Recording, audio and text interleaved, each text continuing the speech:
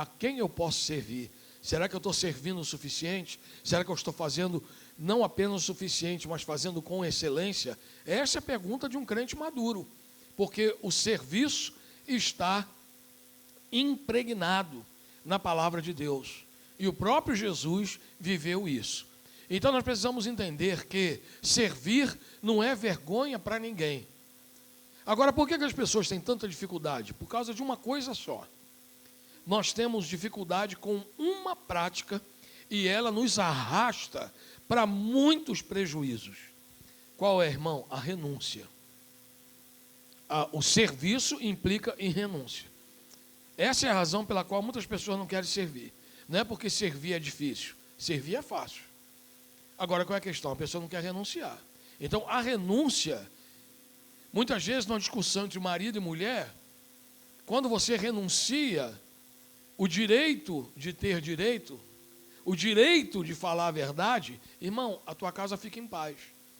Mas enquanto a gente não renuncia, nós sofremos dentro de casa.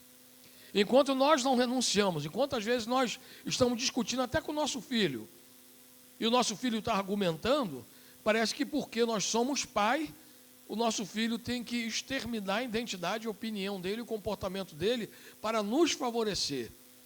Então, às vezes, o filho não está querendo te desrespeitar, ele só quer manifestar aquilo que é ele mesmo. E você tem que deixar o seu filho manifestar. Por quê? Se você tolher o tempo todo o teu filho dentro de casa em tudo que você faz, ele vai ser um banana e as pessoas vão atropelar ele no mercado de trabalho.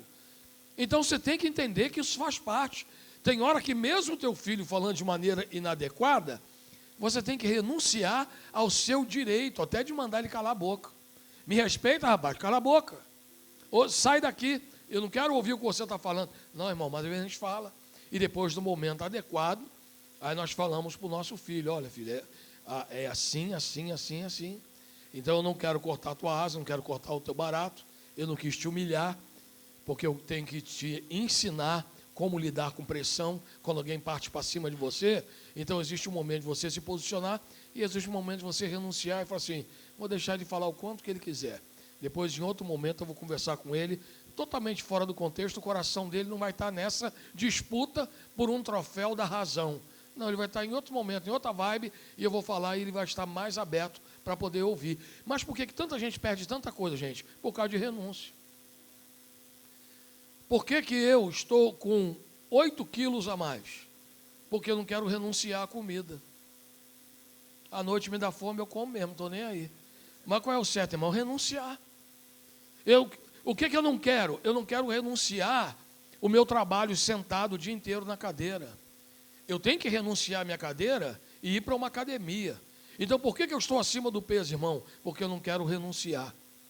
Por que tem gente que vive endividado? Porque não quer renunciar à blusinha da Shopee, não quer renunciar. Irmão, quem não sabe renunciar, vive uma vida de fracasso. E essa é uma das razões pelas quais as pessoas não querem servir na igreja. É porque elas não querem renunciar. Pô, vim arrumadinho, perfumadinho. Né? As irmãs fazem escovinha, deixam o cabelo bacana, tudo arrumadinho, tudo ajeitadinho, para cuidar de criança, para baixar, levantar, me ajoelhar, falar em coisa nenhuma.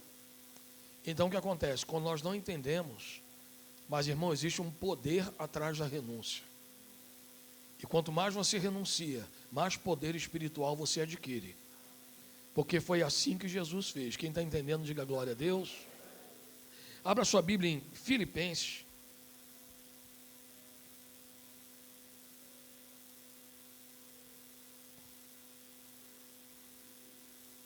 Filipenses 42, versículo 2, aliás, não tem 42. Filipenses. Então, já que eu não quero renunciar esse meu papel de destaque, a celebridade que eu sou na igreja, por quê, gente? Porque falta humildade. Que o humilde, ele renuncia à posição dele. Entenda isso, irmão. O humilde não é aquela pessoa que gosta de ser humilhado, não tem nada a ver. Quem gosta de ser humilhado tem enfermidade emocional, né? O seu conceito, sua identidade está ferida. Não. Ser humilde não é você se achar inferior a todo mundo. Ser humilde é você achar todo mundo tão importante quanto você. Isso que é ser humilde. Então tem gente que acha que ser humilde é ser, eu sou o pobre, o quebrado, o largado. Não. Ser humilde é você falar, cara, eu estou de bem com a vida, eu tenho uma boa profissão, eu moro bem, tenho um carro legal, sou bem casado, tudo isso, eu frequento bons lugares, mas eu não sou melhor que ninguém, por causa isso que é humildade. Agora, qual é a questão da humildade? Já falei para vocês aqui, quando nós falamos sobre como expandir a sua influência, aquela ministração que eu dei aqui, aquela palestra que eu fiz, quando eu falei sobre humildade, que é uma das marcas do caráter, você tem que escolher, irmão, ou você vai ser humilde ou você vai ser humilhado. Então, humilde é uma disposição do coração. Eu quero ser humilde. Agora, irmão, quem não deseja ser humilde, ele vai ser humilhado. E aí a humilhação, irmão, infelizmente, a humildade você ainda escolhe a dose. Agora, a humilhação você não escolhe não, que ela sempre vem para te moer. E geralmente, as pessoas que são humilhadas são porque não querem ser humildes. Então, você quando é humilde, você já se antecipa. Por quê, irmão? Porque ninguém quer derrubar quem já está prostrado. Então, se você é humilde, você sai até do alvo das pessoas. Por quê? Porque você já desejou se prostrar. Não, eu me rendo, é para fazer. Beleza, vamos fazer. Agora, irmão, quando eu encho o peito, irmão, eu viro um alvo fácil. Então, a melhor coisa do mundo, é ficar prostrado. Ninguém quer derrubar quem já está prostrado. Então, irmão, prostre-se. É muito melhor, é voluntário. E esse texto fala sobre isso. Quem já achou, diga glória a Deus. Olha só, Filipenses 2, versículo 2. Completem a minha alegria, tendo o mesmo modo de pensar, o mesmo amor, um só espírito e uma só atitude.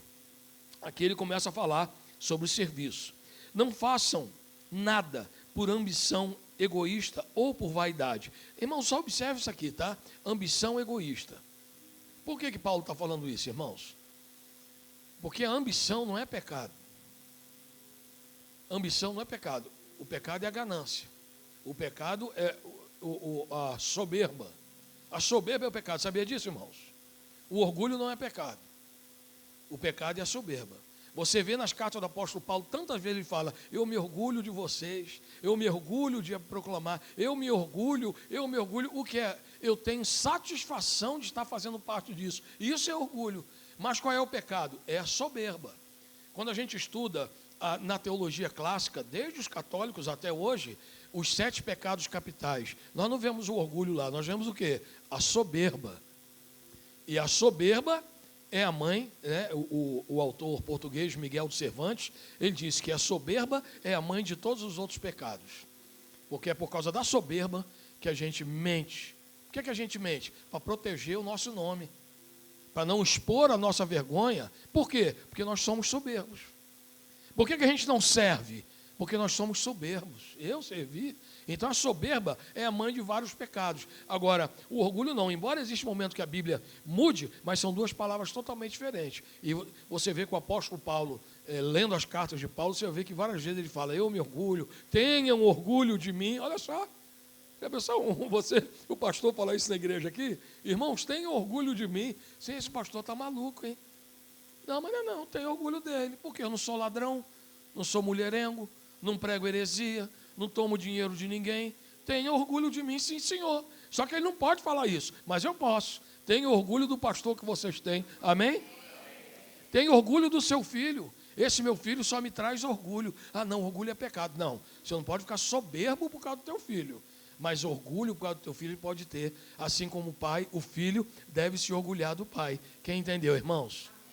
Amém. Eu abri, fiz uma mini pregação, um podcastzinho. Agora nós vamos voltar aqui para o conteúdo original, né? Agora foi só um corte de 1 minuto e meio. Então, olha só, irmãos. Então, perceba que, por isso que ele falou, ambição egoísta. Que o problema não é ambição, é a ambição egoísta. Não é o desejo de crescer, é o desejo de só ele crescer e aparecer. Esse que é o problema. Então, vamos aqui, continuando. Completem a minha alegria, tendo o mesmo modo de pensar. Versículo 3. Não façam nada por ambição egoísta ou por vaidade, que é a soberba. Mas, humildemente, considerem os outros superiores a você mesmos. Cada um cuide não somente dos seus interesses, mas também dos interesses dos outros. Amém, irmãos? Então, está aqui, O apóstolo Paulo, faltou pouco, inclusive, se ele escrevesse hoje, e ele ia escrever aqui, ó, hashtag fica a dica. Né? Então, o que ele falou aqui, o fica a dica? Ó, não faça nada por ambição egoísta ou por vaidade. Por quê? Porque tem gente que serve por vaidade. Serve para poder ouvir elogio. Gente, esse irmão é uma coisa espetacular. Aí ele serve por quê, tadinho? Para receber elogio. Porque em nenhum outro lugar ele recebe elogio. Só quando ele faz tudo em algum lugar. Então, irmão, você não precisa fazer isso. Você não precisa servir. Porque se você serve por vaidade, você não vai receber a sua recompensa lá na frente. Porque a tua recompensa é a vaidade, é a alegria, é o seu ego. Entenda uma coisa, irmãos, que é uma coisa que é muito marcante isso na palavra de Deus. Olha só, quando Jesus fala no Sermão do Monte, ele fala assim, ó, quando vocês orarem, vocês devem se trancar no quarto de vocês e orar. E não fazer como os fariseus que gritam nas praças públicas. Porque eles já receberam a sua recompensa. Irmãos, olha só, até quem faz errado ganha recompensa. Eu acho isso maravilhoso, irmão. É que quando você ora no secreto com Deus, a recompensa é outra. Mas o nosso Deus é tão recompensador. Eu falei isso lá na igreja no dia que eu falei sobre finanças. Falei, irmãos, a recompensa está no caráter de Deus. Deus é um Deus recompensador. Finish. Agora, o tipo de recompensa que você vai ter é que vai depender do seu coração. Então, o que Jesus falou? Quando der esmola, que a mão direita não saiba o que a esquerda fez. Porque se alguém toca a trombeta na hora de ofertar, esse já recebeu a sua. Irmão, até quem faz errado recebe recompensa. Olha que coisa impressionante. Mas aquele que oferta de maneira discreta, ele recebe a verdadeira recompensa. Mas ainda assim, Deus não pesa a mão naquele que anuncia a sua oferta. Não, ele também recebe a sua recompensa. Só que é a básica. E quem oferta, quem faz as coisas na discrição, ele recebe a recompensa plus, né, premium. Então, é outro tipo de recompensa. Então, você que vai escolher de acordo com a sua atitude. Quem está comigo, diga glória a Deus. Então, olha, cada um, esse versículo é muito forte, o 4, ó.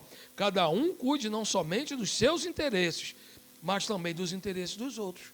Aí as pessoas dizem, mas pastor, eu não tenho filho, não tenho criança, eu vou ficar em ministério infantil, as mães que têm que cuidar de criança e tal. Irmã, exatamente porque você não tem filho, você deve ajudar as irmãs que têm, porque as irmãs já vivem a semana inteira cuidando de filho, irmão. Chega do mundo, elas querem sentar e ouvir a palavra de Deus. O que cuida? O que custa você ajudar? É o que eu digo, pastor, né? A nossa luta, né? A minha luta, né? Porque eu luto sobre isso, contra o aborto. Irmão, a minha mulher não abortou. A minha filha já me deu 3 netos. Que interesse que eu tenho de lutar contra o aborto, irmão? Ninguém na minha família vai abortar. Mas não é por causa de mim, irmão. O mundo não diz respeito a mim. Diz respeito aos outros. Ah, pedofilia. Não, irmão, meus filhos estão grandes. Meus netos não andam largados em nenhum lugar para alguém abusar deles. Então, para que eu estou preocupado com abuso, exploração sexual? Esse assunto não me diz respeito. Mas diz, irmão, porque eu não posso buscar as coisas somente que são do meu interesse. Então, o problema da fome é um problema de todo mundo, irmão. O problema dos desabrigados é um problema de todo mundo. O problema do crack é um problema de todo mundo. Porque a Bíblia diz, olha só, mais uma vez, cada um cuide não somente dos seus interesses, mas também dos interesses dos outros. Amém? Então, na igreja é a mesma coisa, irmão. Aí derrama um copo d'água, derrama alguma coisa, uma mamadeira, cai, quebra. Aí vai lá chamar as irmãs. Ô, irmã, quebrou lá, ó. Ué, como assim? Pega você o pano e limpa você, minha irmã. Né? É o que eu digo. Tem gente que acha que pastor é colecionador de mendigo e de bêbado. Aparece um bêbado na igreja. Ô, pastor, aqui o rapaz, ó, tá bêbado. É, e tu acha que eu coleciono, que eu tenho um guarda-roupa onde eu guardo os bêbados? Tá doido, cara. Cuida dele você. O que Jesus falou aos discípulos, dele e vós o que comer.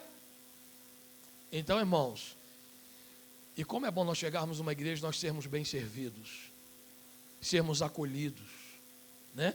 Porque hoje a sociedade, um quer expelir o outro, um quer tirar o outro da reta, quer esmagar, quer explodir ou implodir. Ninguém quer ninguém.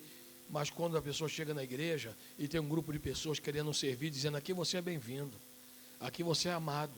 Irmãos, tem gente que não ganha um abraço tem 3 semanas. Mas quando entra na igreja, alguém sorri, alguém abraça, alguém dá um suporte. Então tudo isso é servir. Então nós precisamos entender. E agora nós vamos aqui à aula do nosso mestre. Versículo 5. Seja a atitude de vocês a mesma de Cristo Jesus. Diga aí, idêntica. Sem alteração. Irmão, pronto. Então está aqui, ó. Seja a atitude de vocês a mesma de Cristo Jesus, que embora sendo Deus, não considerou que o ser igual a Deus era algo que devia pegar-se, mas esvaziou-se a si mesmo, vindo a ser servo, tornando-se semelhante aos homens. E sendo encontrado em forma humana, humilhou-se a si mesmo e foi obediente até a morte de cruz. Está vendo aí, irmãos? Olha o exemplo de Jesus, está aqui. Olha aí, vamos voltar lá no outro. E humilhou-se a si mesmo. Esse texto é muito forte, irmão. Versículo 6. Olha só. Que apesar de ser Deus, não considerou que a sua igualdade com Deus era algo que deveria ser usado como vantagem. Na outra versão diz, que versão é essa em NVI, né? Na outra versão diz o quê? Isso não é algo a que ele deveria se apegar. E tem gente que se apega. Não, eu sou gerente da JBS, eu vim aqui para cultuar a Deus, já ralo a semana inteira. Não, irmão, o serviço não é algo que você vai se apegar. Se tiver alguém gerente da JBS aí, eu nem sei quem é, tá? Estou só comentando. Então, o que acontece? Porque de repente a gente fala, né, e tem aqui. Mas aí o que acontece? E aí, não, irmão, você não tem que se apegar, não. Não, mas eu sou o maior dizimista da igreja. Você não é dizimista porque você quer, é porque Deus te abençoa. Você não dizima de nada que você ganhou sozinho, tudo é Deus que te dá, inclusive a saúde. Se Deus quiser te infartar agora, Ele te infarta e acabou. Eu quero saber onde é que vai ser o gogó. Então, a gente não tem que se apegar a nada, irmão. Não tem que se apegar. Quem sou eu? Não me apego, eu não me apego. Eu já contei uma história para vocês, acho que foi na primeira vez que eu preguei aqui, que houve um conflito político lá na Índia, político e racial, na década de 60, e uma missionária americana ficou presa. Ela não podia sair do país, ela foi sequestrada. E aquele rolo pega a mulher, libera a mulher e não libera e tal, e o povo orando. Eu esqueci o nome dessa missionária, eu vou resgatar. E aí o que acontece, irmãos? Ficou aquela lenga-lenga e o povo orando para libertarem a mulher, aquele negócio todo. Na época, né, nem todo mundo tinha TV, já tinha TV, mas nos jornais todo mundo, finalmente, libertaram a missionária. E quando a libertou, foi aquela comoção, e agora ela vai voltar, e que dia que ela vai chegar, e marcou o dia, e essa mulher chegou no aeroporto em Nova York. Naquela época que o aeroporto em Nova York era igual ao de Campo Grande, não tinha aquela passarela que vai até o avião, né? Era no chão. E aí foram deputados federais, senadores, muita gente influente, artistas foram lá para receber essa mulher. E quando a mulher tocou no solo, todo mundo que estava naquela varanda do aeroporto, aplaudindo aquele negócio todo, e aí uma repórter chegou e perguntou para ela: missionária, como a senhora se sente nesse momento? Tanta gente aplaudindo a senhora, recebendo a senhora com tanto amor.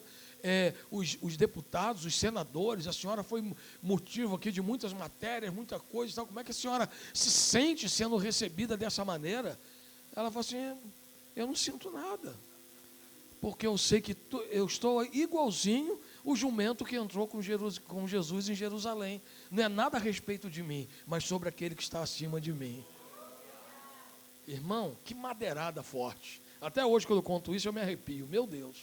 Porque, irmãos, o que o texto diz? Não se apegou ao fato dele ser Jesus. Irmão, tem gente que se vivesse o que essa mulher viveu, ia escrever livro, criar série, dar palestra, ia fazer a carreira baseado só nisso aí. Só nisso aí não. Ela sabe que ela passou. Mas, irmãos, porque as pessoas se aproveitam de qualquer coisa para se autopromover. Agora, Jesus era Deus. E ele não considerou que o fato que ele era Deus, ele tinha direito a alguma coisa. Não. Essa é a primeira parte, madeirada nas costas. Aí depois vem a segunda aqui, ó. Olha só, irmão. Irmão, isso aqui me constrange de tal maneira, dá vontade de largar a Bíblia e sair correndo. Olha só, versículo 7, olha. Que embora sendo Deus, vamos no 6, não considerou que o ser igual a Deus era algo que ele deveria apegar-se, mas esvaziou-se a si mesmo, vindo a ser o quê, irmãos? Servo. Alguém esvaziou Jesus? Sim ou não? Sim ou não, gente? Não. esvaziou-se a si mesmo. Ninguém pegou um alfinete para estourar Jesus. O próprio Jesus era Deus e ele falou assim: eu me esvazio. Pum, e virou servo. Mais uma vez, é renúncia.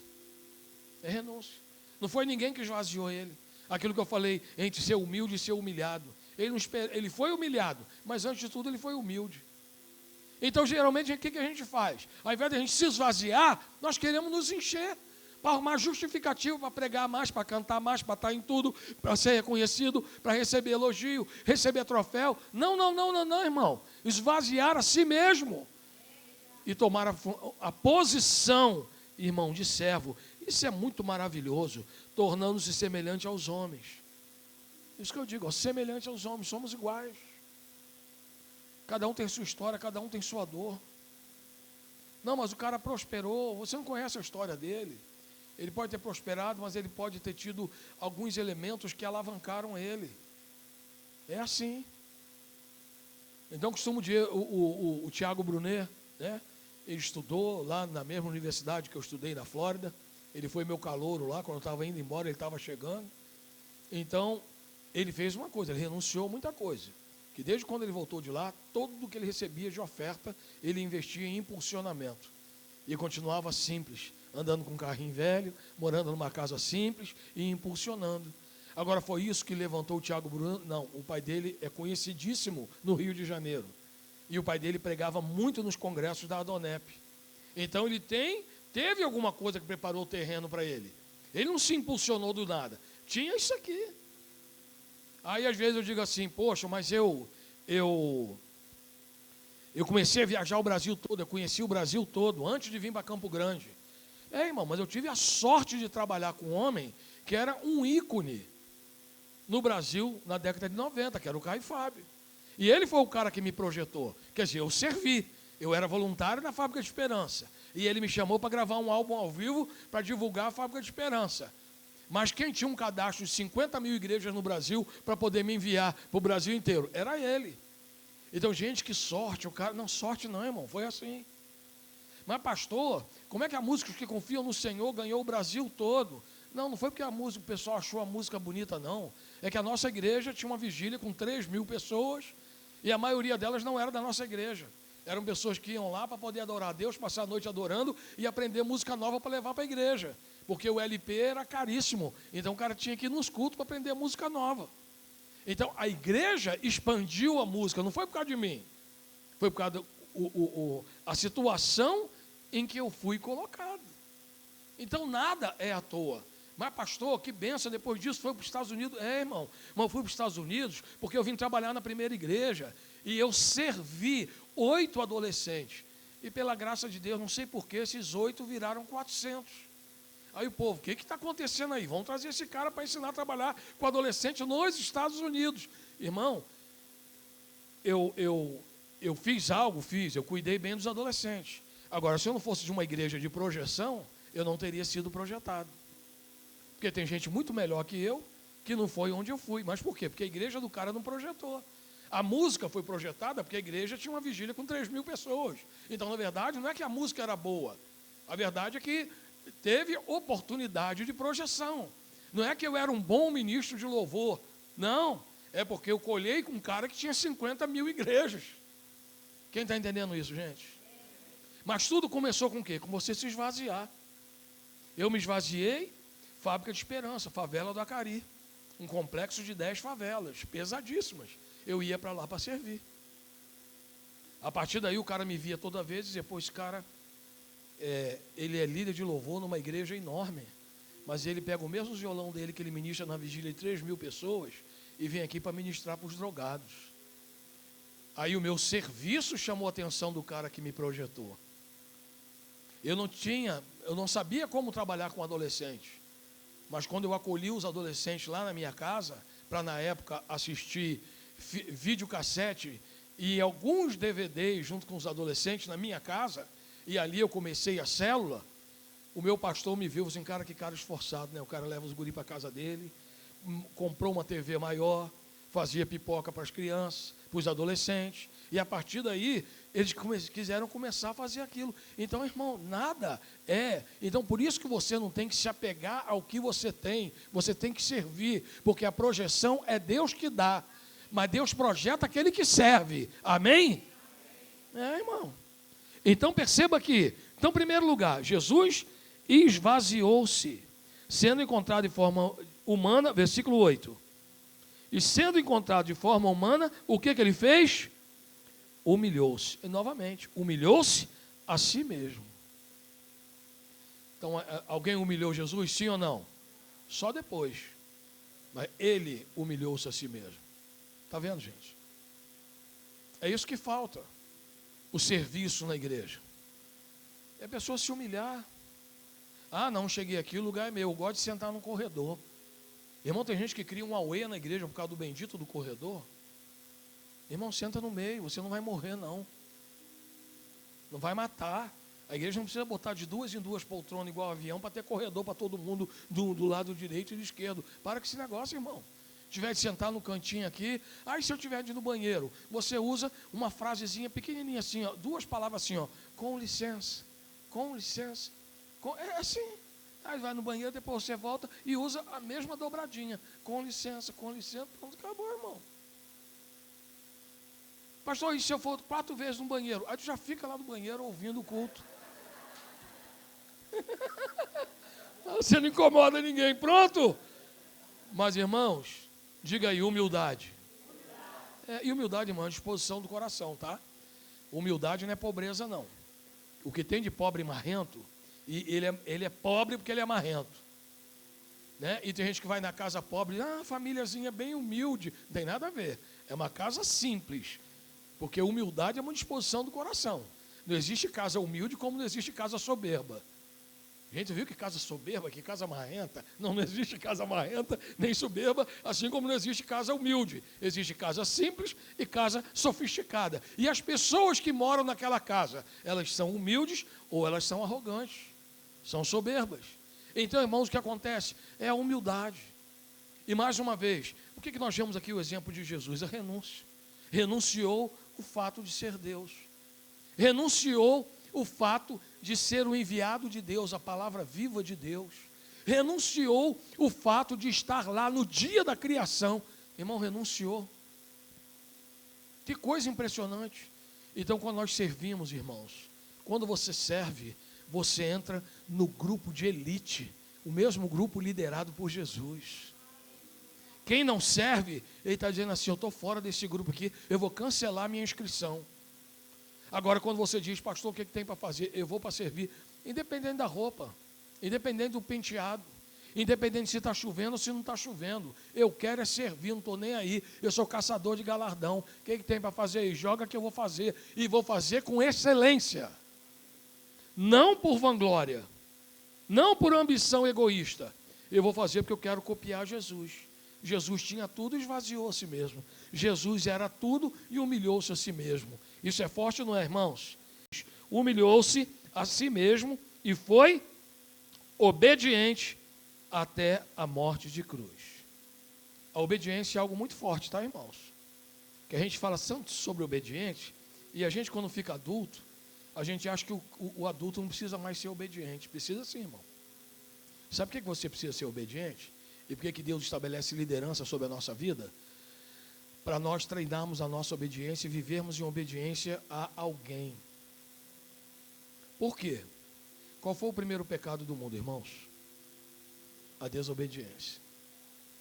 Adão e Eva não fumou, eles não fumaram.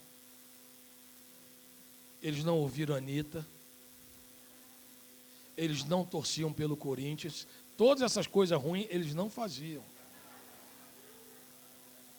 Qual foi o pecado deles? A desobediência. E às vezes quando o pastor fala alguma coisa, a pessoa trata com descaso, né? Porque eu, lá na minha igreja, eu tenho um grupo, e aí a gente posta uma mensagem, depois eu vou lá, porque todo mundo que posta uma mensagem tem como ver quem visualizou a mensagem dele. Aí quando eu vou lá, visualizo, o grupo tem 90 pessoas, 70 visualizaram, Ninguém deu um joinha, um ok. O que é isso, irmão? É desobediência. É tratar o pastor com descaso. O pastor manda uma mensagem, a pessoa não é incapaz de dar um joinha para sinalizar o pastor. Tem como o pastor saber quem viu e quem não viu? Agora, qual é o problema? Não é eu ver ou eu não ver. É eu saber que não estou falando para as paredes. Até lá no seu trabalho, tá? Quando teu chefe mandar uma mensagem, manda um ok, um joinha, alguma coisa, porque nenhum líder gosta de falar para as paredes. E quando qualquer líder, eu sei porque eu atuo tanto na área corporativa como na área ministerial, nenhum líder gosta de ser ignorado. Porque nenhum líder avisa uma equipe, dá uma notificação, um esclarecimento, seja o que for, sem necessidade. Se ele está falando, é porque ele julga ser importante. E aí entra a primeira parte aqui, ó. Complete a minha alegria tendo o mesmo modo de pensar, o mesmo amor, um só espírito, uma só atitude. Então você tem que ter a mesma atitude do líder. Se o líder entende que aquela mensagem é importante, que o cara não vai falar assim, ó, estou sem fazer nada, deixa eu mandar uma mensagem aqui. Não, não é. Sempre que ele manda mensagem é porque ele tem valor. Então você, que é um colaborador, um funcionário diferenciado, o que você vai escrever lá? Entendido. Conte comigo. Ok. Coraçãozinho. Coraçãozinho não. Joinha. Coraçãozinho é assédio. Então, o que acontece? Então, o que acontece? Você vai fazer isso. Quem está entendendo isso aí, irmão? É a mesma atitude, irmão, não custa nada. Você lê uma mensagem, dá um joinha, dá um ok, entendido, compreendido, conte comigo. Que dia vai ser, que hora vai ser? Algum pedido a mais? Não, ele é puxa-saco. Irmão, os puxa-saco que eu conheço, ganham bem, moram bem, trabalham. Irmão, é maravilhoso. Eu amo ser puxa-saco, irmão. Eu sempre cuidei bem da minha liderança, nunca bajulei. Mas eu sempre estive alinhado com a minha liderança. Eu sou amigo, até hoje, eu sou amigo de todos que já me lideraram, seja na igreja ou fora deles. Porque, irmão, eu sempre fui amigo da minha liderança. Nunca bajulei. Todos eles sabem que eu tenho a língua pesada. Mas tudo que eu tenho para colocar, eu coloco em respeito para eles e só para eles. Eu nunca transpirei desconforto. Tem gente não, que não fala nada para o pastor, mas transpira. Aí a pessoa está do lado dele, mas sabe que ele está meio azedo com o pastor. Faz isso não, irmão. Isso é coisa de gente baixa, de gente imatura. Quem é maduro, em primeiro lugar, suporta a pancadaria. Ó, caladinho, porque a vida é feita de pancadaria. A vida não é feita de massagem, é de pancadaria. Então, seja no ambiente do trabalho, seja na escola, né? Aquelas meninas pegando o seu pé porque você é bonita. Aí tu vai fazer o quê? Ai, que horrível, sei que lá, é filha do diabo. Não, sei que bom que eu sou bonita, né? Por quê? Uma pessoa que é bonita, um homem, uma mulher, vai ter que lidar com a inveja dos outros o resto da vida, irmão. Quem tem as coisas na vida vai ter que lidar, irmão. A única pessoa que não é invejada é um mendigo. Eu nunca vi a pessoa passar por mendigo. Pô, isso que é vida, hein? Eu nunca vi, irmão. Ninguém tem inveja do mendigo, irmão. Então, se você não quer que os outros te invejem, vira mendigo, ué. Está entendendo? Sim ou não? Então é isso, cara. Então a mesma coisa, então você precisa entender que a vida é feita de pancadaria. E você não pode reagir a toda pancada que você leve. Levou a pancada, eita, doeu. Não é beijinho no ombro, não é fingir que nada aconteceu, não. Opa, pancada, porque a vida é feita disso, senão você não vai viver. Você vai infartar, você vai ter ódio de todo mundo. Não, irmãos. E outra que o mundo é cheio de gente ferida, irmão, e o ferido fere. Então, enquanto ele está ferido, ele vai querer compartilhar a dor dele com todo mundo. Então, já que nós estamos nesse mundo, é isso aí que tem para nós. Agora, como é que eu venço? Sendo humilde. Cara, eu tenho tanta coisa para fazer, eu tenho filho para criar, mulher bonita para cuidar, eu tenho uma igreja linda para pastorear, eu tenho tanto livro para escrever ainda, eu vou gastar 5 minutos da minha energia, da minha saúde, tudo meu, picuinha, churumela. Irmão, é assim que a gente faz. Com humildade.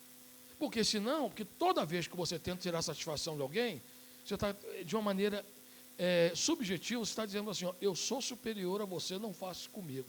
Não, irmão, deixa ela para lá. Quem tem que saber quem você é você e Deus, acabou.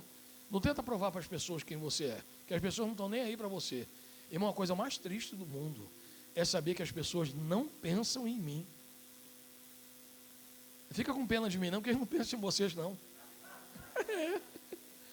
Tem parente teu, irmãos, que fica meses sem lembrar que você existe.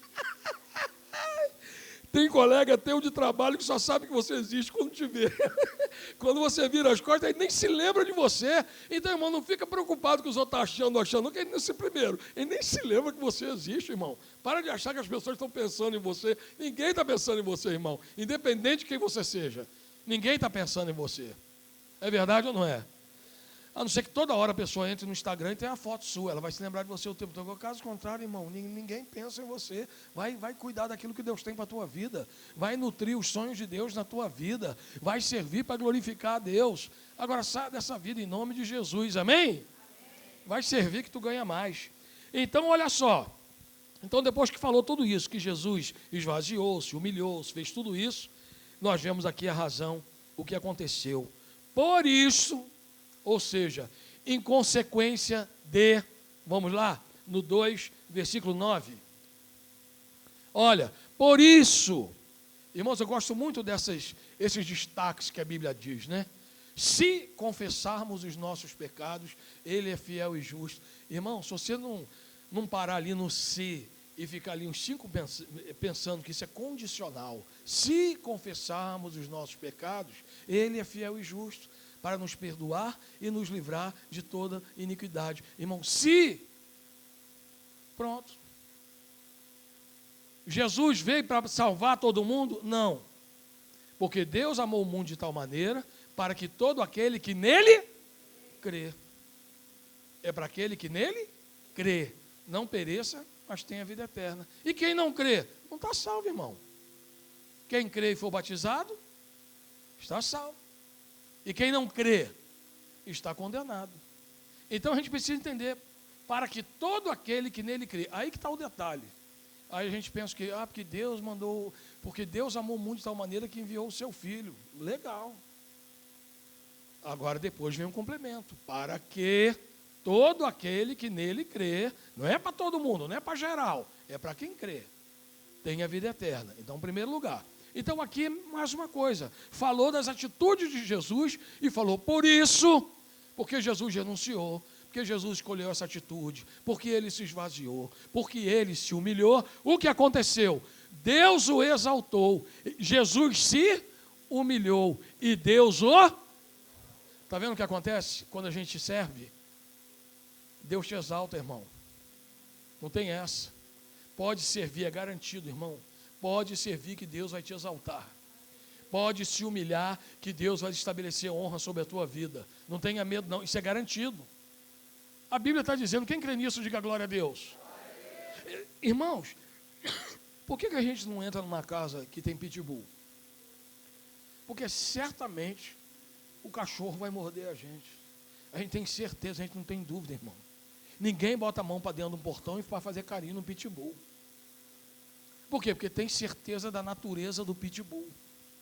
Agora tem gente que lê isso e não acredita na natureza de Deus. Irmão, como é que você confia mais num cachorro do que em Deus? O que é isso? Então a Bíblia está dizendo, olha, ele se humilhou e Deus o... Diga aí, é certo. Irmão, não tem espaço para dúvida, não. Por isso Deus o exaltou à mais alta posição e lhe deu um nome que está acima de todo nome. Então Jesus foi até o fundo. Mas, irmãos, a renúncia, ela é como se fosse um elástico, uma mola. Quanto mais você renuncia, quanto mais você se humilha, quanto mais você desce, irmão, quando Deus solta, mais alto você vai. É igual o estilingue, quanto mais para trás você puxa, mais pressão você vai obter, você vai ter mais velocidade, mais pressão e vai alcançar maior distância. Agora tem gente que não quer ser puxado para trás. Tem gente que Deus só quer que Deus empurre ele com a barriga. Não, irmão, tem hora que Deus vai pegar você e vai te puxar lá para trás. Meu Deus, o que está acontecendo? Eu estava indo tão bem, a loja estava indo tudo bem, os funcionários foram tudo embora, os clientes foram tudo embora, ninguém pede mais nada. Irmãos, às vezes é Deus te puxando para trás para te tratar. E depois, irmão, quando Ele solta você, meu Deus. Então entenda isso. E aí o que aconteceu? Para que ao nome de Jesus, quantos joelhos vão se dobrar, irmãos? Todos os joelhos se dobrem nos céus, na terra e debaixo da terra. Meu Deus. Tanto quem está lá em cima como Jesus, como quem está na terra como ele estava, como os que estavam debaixo da terra, onde ele ficou durante 3 dias. Todo mundo vai dizer, esse é o nome. Esse é o nome. Continuando, o próximo. E toda língua confesse que Jesus Cristo é o Senhor. Então, olha aqui, gente. Agora que está o negócio, presta atenção que aqui está o pulo do gato. Irmãos, o apóstolo Paulo, quando ele viveu, qual era o império que estava governando? Era Roma, né? Ele ficou preso em Roma. Naquela época, em Roma, quer dizer, no Império Romano, 10% das pessoas aproximadamente eram escravos, tá? Que a palavra servo significa escravo.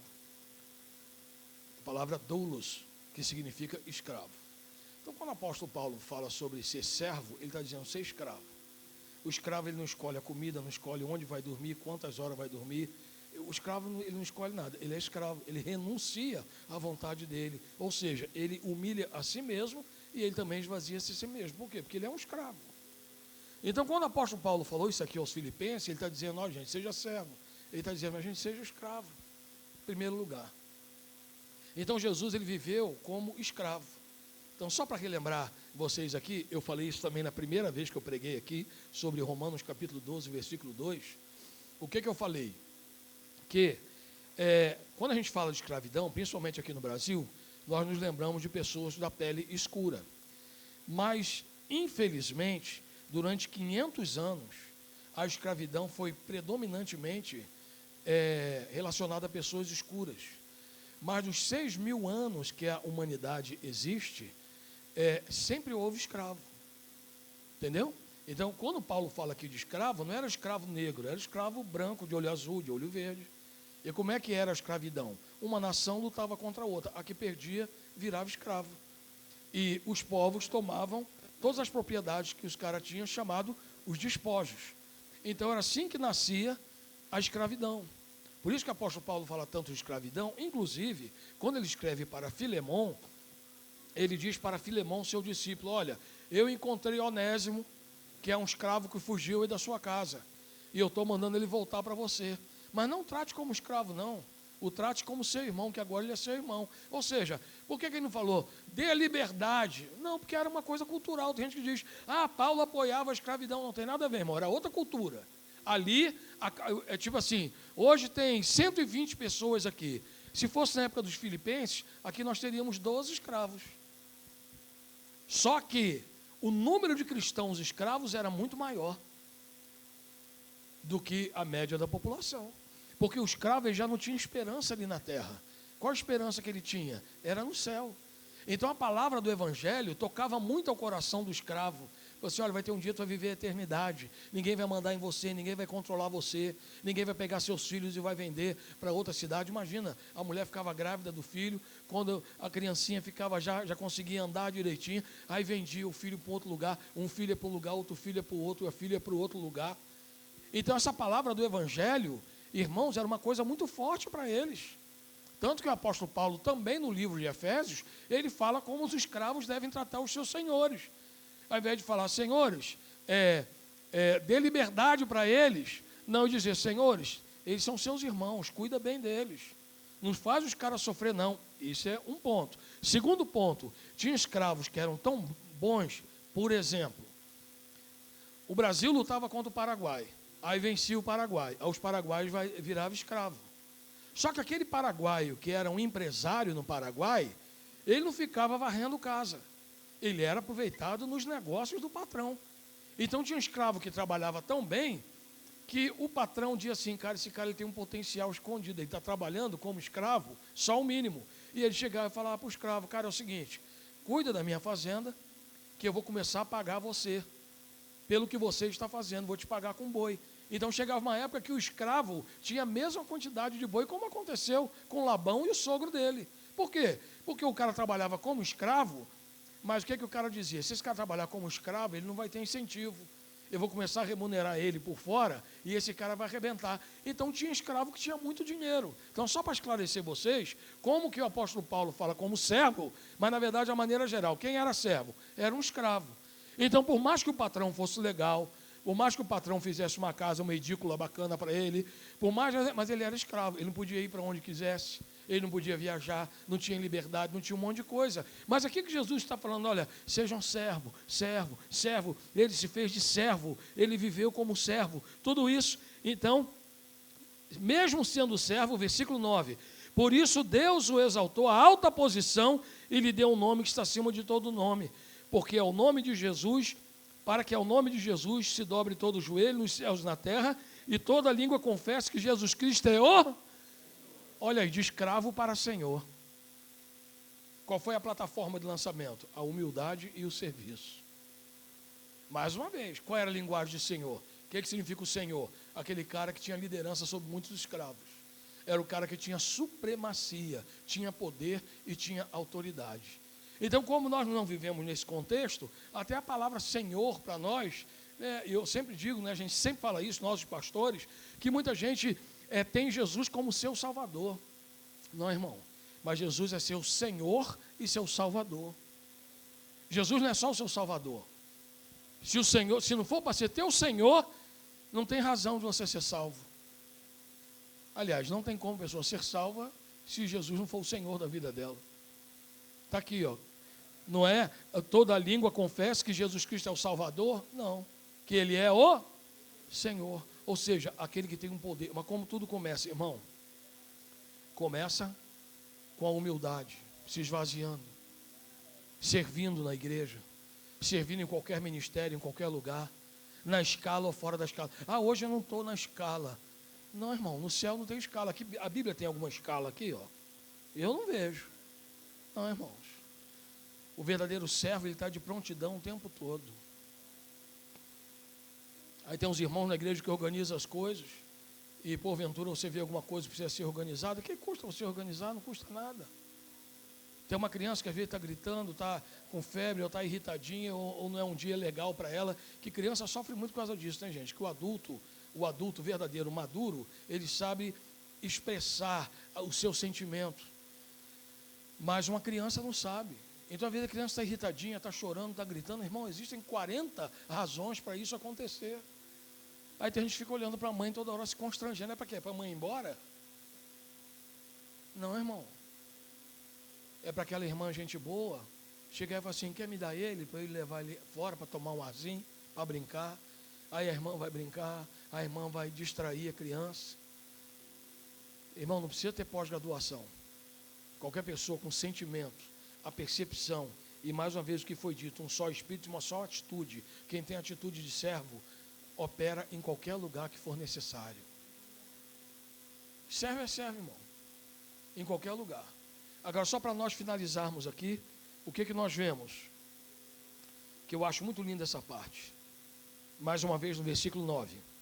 Por isso Deus exaltou a mais alta posição e lhe deu um nome que está acima de todo nome, para que ao nome de Jesus se dobre todo o joelho nos céus e na terra e debaixo da terra, e toda língua confesse que Jesus Cristo é o Senhor, para a glória de Deus Pai. Você imagina, gente, uma multidão mais ou menos daqui até o Amazonas. Você imagina você de avião, não da Voa e Passe, um outro avião, né, de uma outra linha aérea, ou de helicóptero, você, irmão, indo daqui até Manaus. Gente, só olha para um lado é gente, olha para o outro é gente, olha para lá é gente. Quando a gente viaja para a Europa, a gente vê isso, né? Quando a gente atravessa o oceano, irmão, pelo amor de Deus, que esquisito, irmão. Parece que alguém botou uma placa assim debaixo do avião, que é tudo a mesma cor. Você olha para lá, é mar. Você olha para o outro lado, é mar. Irmão, e assim vai ser, lá no livro de Apocalipse. Aquela multidão, irmão, no mínimo daqui, só para você ter uma ideia, daqui até Manaus, você voando de avião, irmão, 5 horas de voo, gente, toda raça, tribo, língua e nação, todo mundo dobrando o joelho e dizendo, Jesus Cristo é o Senhor.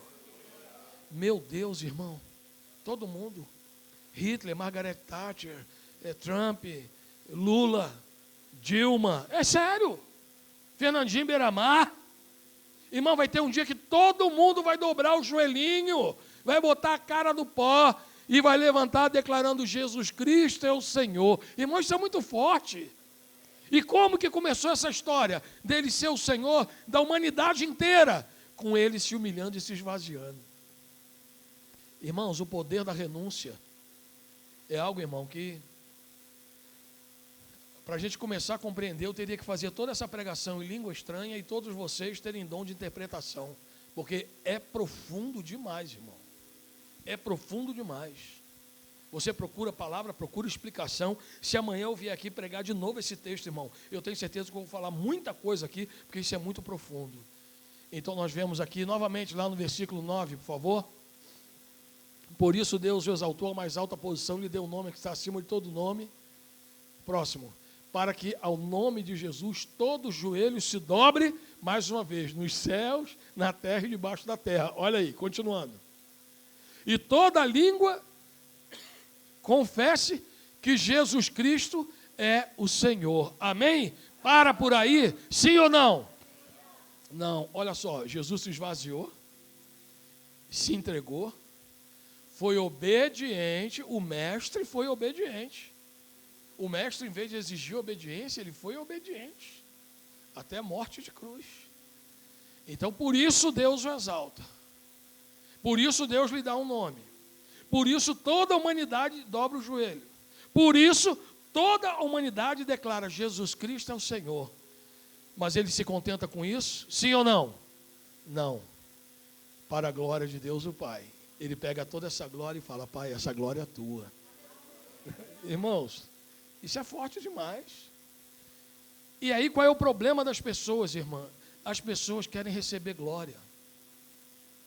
Eu digo, quando eu ministro para o pessoal na área de adoração, gente que fica no púlpito pregando, seja lá o que for, líder em geral, eu digo, irmão, não aceite glória de ninguém. Não aceite glória de ninguém. Aliás, meu Deus, Jonathan Edward, que escreveu os cinco dicas para obter poder espiritual. É uma coisa... anota aí, por favor, gente, para vocês buscarem isso aí na internet. Alguém abre aí no Google, por favor, escreve aí, para obter poder espiritual. E aí nós teremos o nome correto do autor.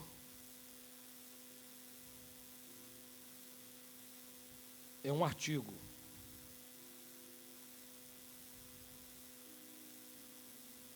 Cinco votos para obter poder espiritual. Tá? Isso, na verdade, é um livreto. Eu já preguei sobre isso certa vez, mas você vai ver que vai ver vários livros. É um livro curtinho, mas você acha esse artigo facilmente, A.W. Tozer. E um dos 5 votos para obter poder espiritual, um deles é jamais levar um comentário negativo de qualquer pessoa sobre qualquer pessoa, né? E tem uma outra dica do poder espiritual que diz o seguinte: votos para obter poder espiritual. Que diz o que, irmãos? Só um minutinho aqui.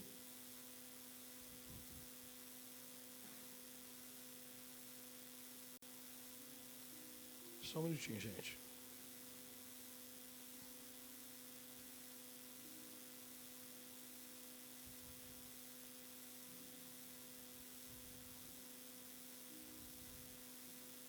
Pronto, já mandei o livro para o pastor de vocês, ele vai compartilhar com vocês depois, tá?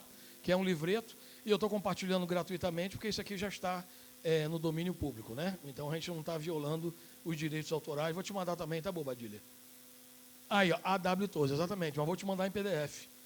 Isso aqui é uma leitura, isso aqui é um artigo que é muito interessante, muito poderoso. E aí o que acontece? Nós vemos aqui que um dos votos para obter poder espiritual, primeiro voto, trate seriamente com o pecado. Segundo, não seja dono de coisa alguma. Terceiro, nunca se defenda.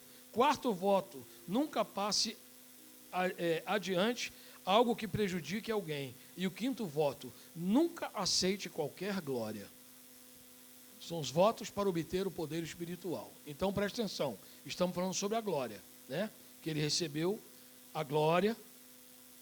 Então ele diz, para a glória de Deus, o Pai. Não sirva para receber glória, irmão. Entendeu? O ser humano não sabe lidar com a glória. Toda celebridade sofre emocionalmente. Ou de angústia, ou de depressão, ou de ansiedade. Toda celebridade sofre. Por quê, irmãos? Porque o homem não foi criado para receber glória. O homem foi criado para dar glórias. Então, quando você serve, você está glorificando a Deus, você está dando glória. Não tente buscar glória. Irmão, sempre vai dar ruim. Sempre vai dar ruim, tá? Eu conheço, vocês sabem disso, muitos cantores evangélicos, pregadores famosos. Embora eu não seja nenhum deles, mas eu tenho um trânsito nesse meio. E cantores que fazem uma ministração maravilhosa. E para dormir tem que tomar 2, 3 tarja preta. Porque a alma deles está destruída, porque eles não suportam a glória. Porque o ser humano não foi criado para receber glória. Então, siga apenas o exemplo de Jesus. E esvazie-se de si mesmo. Humilhe-se a si mesmo. Seja obediente aos constrangimentos que você passa, irmão. Jesus passou isso até morte de cruz. Mas no final Deus o exaltou. Não existe um grande pastor, um grande líder, um grande ministro que não tenha passado por humilhação, por constrangimento, por vergonha, por escassez. Não tem um milionário originário de família simples que nunca passou por escassez. Alguns receberam herança, mas alguma coisa tem, mas irmão, não receba glória. Então, o que acontece? Quando eu sirvo na igreja, eu mato a minha soberba. Quando eu sirvo na igreja, eu me humilho a mim mesmo. Porque eu trato aquele irmão ali, conforme diz a Bíblia, não segundo os meus olhos, mas segundo a maneira como Deus vê aquele irmão ali, da jaqueta bonita. Entendeu? Então, eu não posso julgar esse irmão. E outro irmão, que o mundo dá volta. Diga para quem está do seu lado aí, me trate bem. Eu ainda posso ser teu chefe.